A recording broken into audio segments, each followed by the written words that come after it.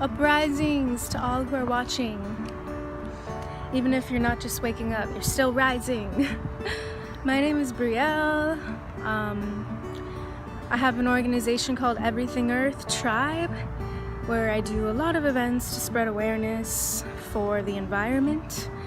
But this is the first video I want to make because I'm pregnant right now. I can go any day, which is exciting. I'm doing a home birth in the water, hopefully, all naturally. And I've been vegan this whole pregnancy, so I really want to spread some knowledge about how to live plant-based, pregnant, and healthy, and get all that you need and empower women to know that they don't need to rely on animal sources. So here we go. So grateful for the sunlight. It's a beautiful day. So sunlight offers us a vitamin. How amazing. Vitamin D. And the average person only needs 15 to 20 minutes roughly in the sun 3 times a week to get their vitamin D. Yet about 70% of people are deficient due to sunscreen and clothing and just staying indoors too long. But a pregnant woman doesn't really need much more vitamin D than the average person, but it's still recommended that you get a little more. Most prenatal vitamins only have 4,000 international units, and the 15 to 20 minutes out in the sun is 1,000 international units. People have recommended going to 4,000 or 6,000 international units daily, especially when breastfeeding, so it goes through your breast milk. You can access that through the sun and through your prenatals, and also as a vegan through mushrooms. Mushrooms are basically the only natural source of plant-based vitamin D in food. They also synthesize more vitamin D when you put them out in the light. How miraculous. For vegans, also fortified like nut milks and some fortified juices have vitamin D. But you always want to look if it's vitamin D2 or vitamin D3. Vitamin D3 is from Lanolin, which is from sheep, which is not vegan. And vitamin D2 is from yeast or mushrooms, but you really want to get it from the sun. You can do it. You can get it all. Smoothie time. I recommend every single uprising for pregnant women, vegan women, people, everybody, to make smoothies when you arise. And drink a lot of cold pressed juices, because in the liquids we assimilate it into our blood directly, and we can just put so many nutrients in it and chug it, and it's amazing. So here are some things I put in my smoothie. First, let's start over here. So we got oats. Here we soaked these oats, organic oats, and now they are still raw. We didn't boil them. We soaked them in water for a couple of days, and now they are ready to go, but they are not killed by any nutrients. So we like to keep things raw as possible, and oats are amazing for pregnant women and amazing for producing breast milk and high in protein.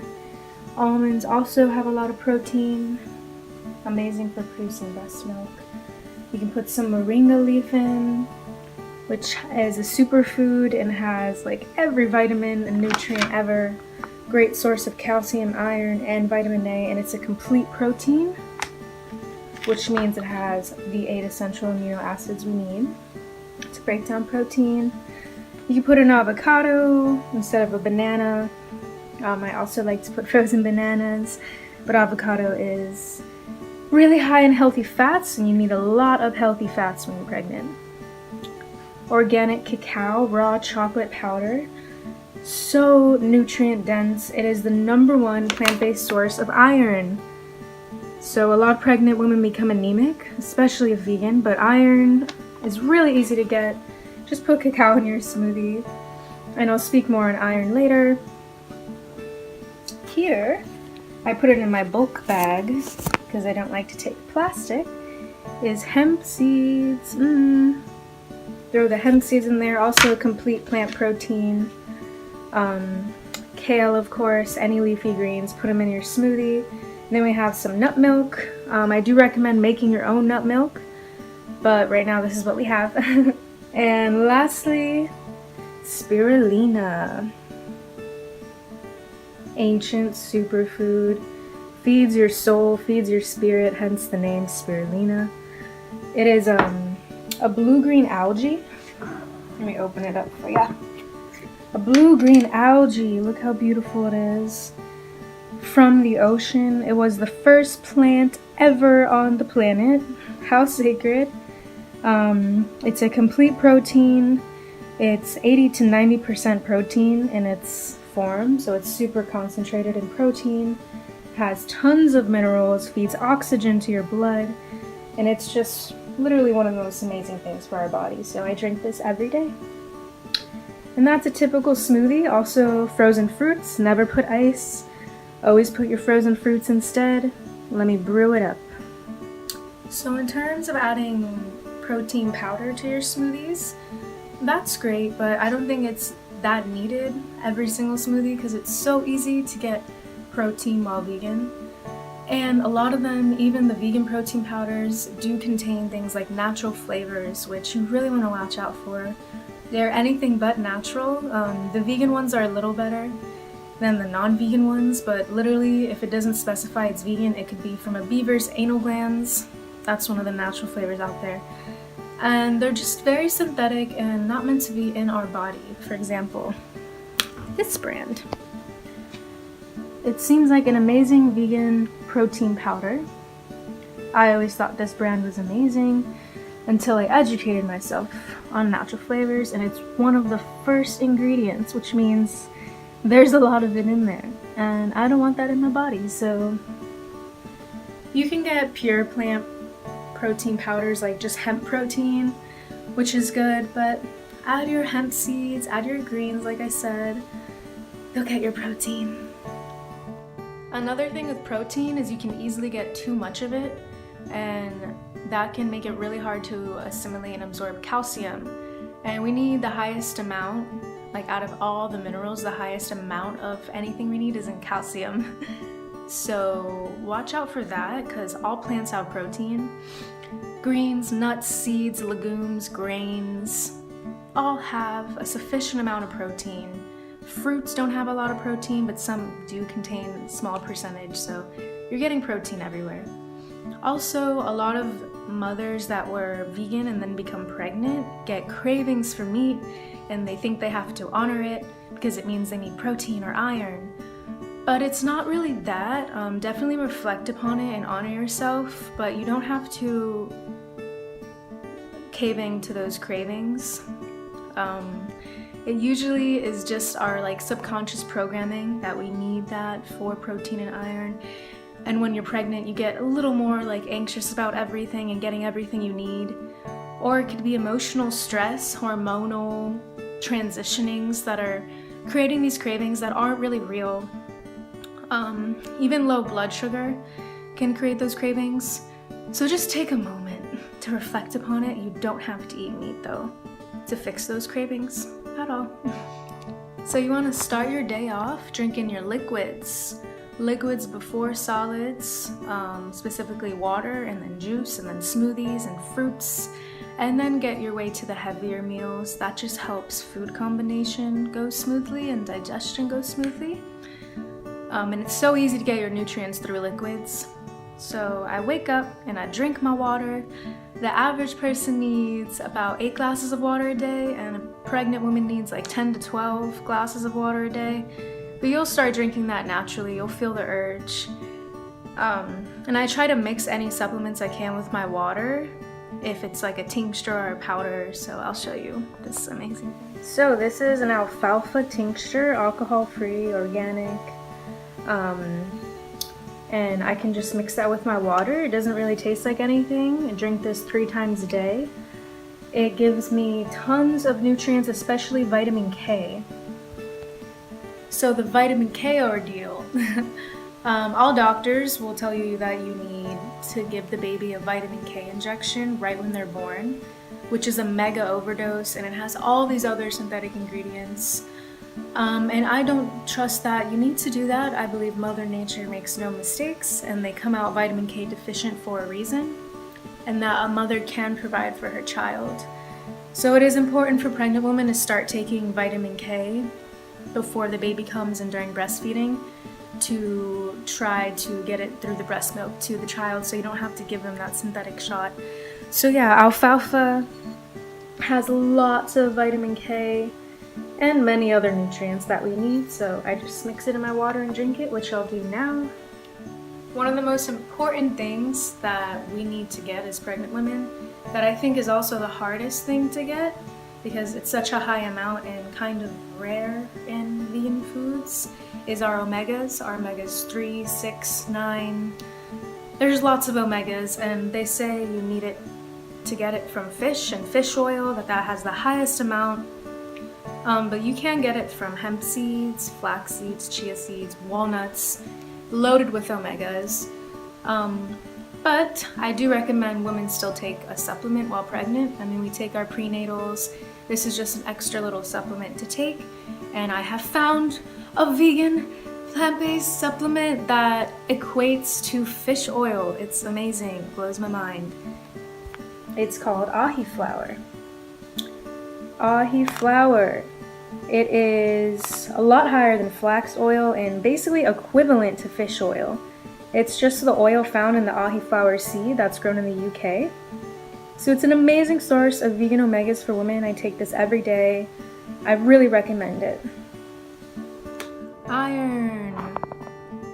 Pregnant women, we are making about 50% more blood in our bodies, and most of it's going to our little baby. How amazing is that? But it could be easy to become anemic sometimes. A lot of plant-based foods have iron, but it could be hard to absorb them or assimilate them for different reasons, due to the form of iron or different factors that are within the foods that make it harder to absorb iron. It goes deep, but there is a trick to absorbing iron. Let me show you. So definitely get your iron from plant-based sources, but I think it's important to take an iron supplement as well. This is a gentle iron because iron supplements could constipate you, and it's also raw, so it wasn't heated high in the processing process. So all the nutrients stayed raw. This is a really good brand. And I drink it with a cup of orange juice. This is just plain orange juice because vitamin C helps iron absorb into your blood. Voila! Simple little trick. I do recommend juicing your own oranges, just like making your own nut milk, making your own nut butters. But this week has been a busy week, so I bought some already made with the pulp. But yeah, vitamin C, drink it with an iron-rich meal and it'll help it absorb into your blood. So vegan foods that are higher in iron could be like veggie meats and breads and cereals. But you want to stay away from things like that, like the fake alternatives or processed foods, anything with gluten.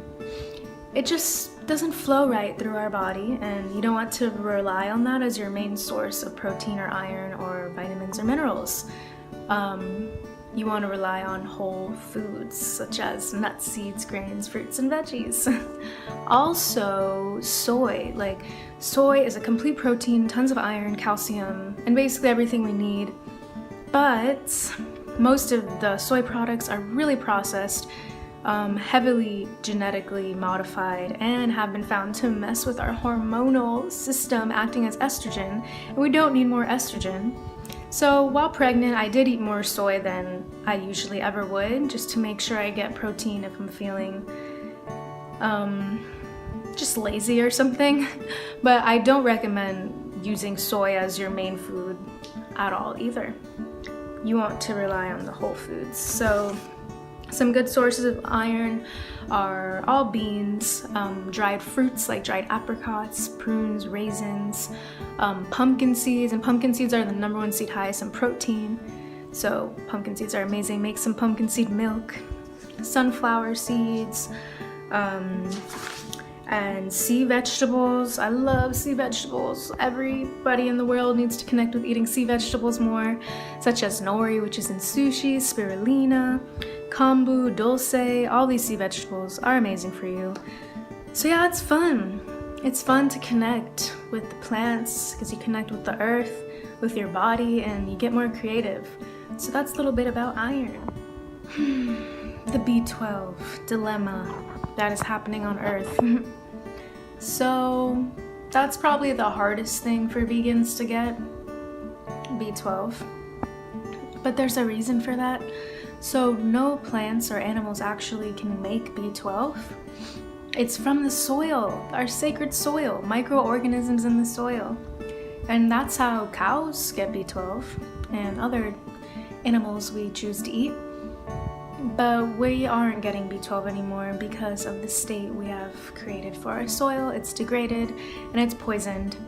So it could be hard to get B12, but for vegans, a lot of milks, vegan meats, and the alternatives all basically are fortified with B12. So it's not that hard to get it if you do eat those things, but if you don't want to eat those things, here's a great source. Ooh. Powdered gold, nutritional yeast. It's grown in a B12 rich medium. It's an inactive yeast, so it's not like bread or gluten that explodes in your intestines. It's really good for you. It's high in B12, has protein and fiber, and you can make your vegan cheeses with it, sprinkle it on salads or sandwiches. It's really yummy. So that's a great source of B12, and I pray one day we can eat our soil again. Or not really have to like wash our produce so crazy that we wash all the beneficial microorganisms off of it. But the bright side, we only need 1 gram a day. Less than 1 gram a day of B12, so it's not that hard to get it. You can do it. Another really important B vitamin is folic acid. And pregnant women need that a lot in the first trimester when the baby's developing their neural tubes and everything like that. You can get your folic acid through leafy greens, oranges, peanuts, dried beans, things like that. But you really do want to make sure you're getting enough folic acid, 100% of your daily value every day. And most prenatals might have that carried in it. So yeah, folic acid, pay attention. So after you arise and you drink your water and your liquids and your smoothies and any supplements, eat your frutas. Frutas come in the beginning of the day too. They really hydrate us. And this is like the best one to eat. Watermelon. Look at that vibrancy. Look at that color. It just says I love you. So yeah, watermelon, super high in vitamin C, vitamin A, has some iron even. Yeah, eat as much as you can of this watermelon. You want to get seeded watermelon. The seedless are altered by man somehow. Kind of weird. But yeah, after you eat your fruits and let it digest, then you go into your heavier meals in your day. And that's a little on food combination.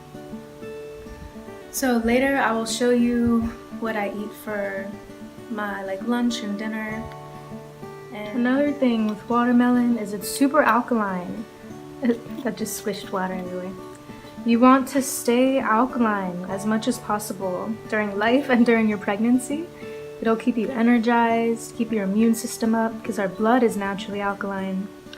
And all diseases exist in our body due to an acidic environment created by meat and dairy mostly, but also starches and gluten and processed foods. So stay away from those as much as possible. Keep that blood alkaline for your baby and for you. So getting protein as a vegan pregnant woman is so simple, as basically all plants have protein, but this soup that's brewing has specifically high protein foods such as quinoa. Quinoa is an ancient grain. It's gluten-free and it's a complete protein, which means it has the 8 essential amino acids that we need to break down protein in our body that our body doesn't make. We also have some split peas, and all legumes are so high in protein. Peas, beans, sprouts. Eat the sprouted legumes. We got other vegetables in here. We have collard greens. All greens have a lot of protein and iron and calcium. We need a lot of calcium while pregnant. And we also have mushrooms. Mushrooms are basically the only source of natural vitamin D we can get in food besides the sun, so that's really cool. You can even leave your mushrooms out in the sun and they will synthesize more vitamin D within their beings like we do.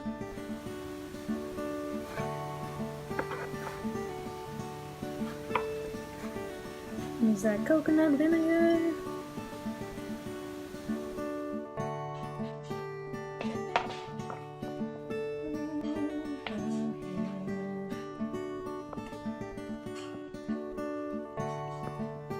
Another amazing thing to utilize during your pregnancy is herbs. This is a pregnancy vitamin tea. These are basically all the herbs you should be taking while you're pregnant that are safe to be taken, and that also are rich in vitamins and minerals and proteins such as alfalfa, oat straw, stinging nettles. Yeah, this is very nutrient dense, and you want to make tea infusion. So you boil the water and then let the herbs sit in it overnight so you get more of the nutrients. This is a great blend. Thank you so much, my fellow mamas, for watching. I hope you feel more educated and empowered on how to provide for you and your baby with some earth-loving foods without hurting the planet, hurting the animals, hurting your body. You can do it. You can get everything you need. You can thrive and feel amazing and live in harmony with everything. I really hope this helped you. Please subscribe to this YouTube channel. This is my first video. I will be making more educational videos, and like our page, Everything Earth Tribe, on Facebook and Instagram. Follow our journey.